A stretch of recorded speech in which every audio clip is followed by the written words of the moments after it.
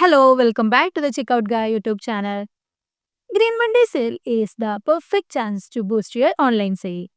In this tutorial, I will show you how to set up a Green Monday sale discount in Shopify so your store is ready for the holiday rush. So before going to the video, if you are new to the channel, don't forget to subscribe our channel for more Shopify tips. For this, I have used Next Discount app which is downloaded from the Shopify App Store. I have added the link to this app in the description box. If you need, just grab it from there and follow along. After installing it, open the app from the Shopify admin panel and click on Create New Discount.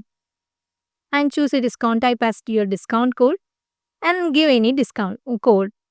So for now, I'm adding as green 100 as my code here. And I'm planning to give a percentage discount of 10 with a capping amount of 100. Now I'm applying this discount can be applied to all the products or a specific collection or a specific products. I'm opting the option 1 which is for all the products. And I can also set some minimum purchase for this. So I'm adding a minimum purchase requirement as 500. Then I can set some customer eligibility.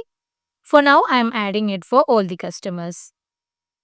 I can also limit the number of times the discount can be used in total, or I can limit to one use per customer.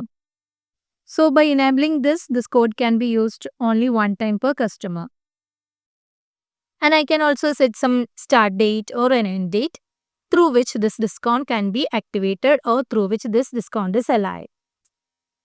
And I can also combine the discount code with existing codes like the product discount or a discount or a shipping discount. Now I have done with all the fillings and I am saving the changes. Now I am checking whether my code has been activated. Now from the discount section, you can see that the green 100 is got activated. Now let's test this setup in our online store. Now I am trying to buy a product of worth 757 to the cart. I'm adding green 100 now.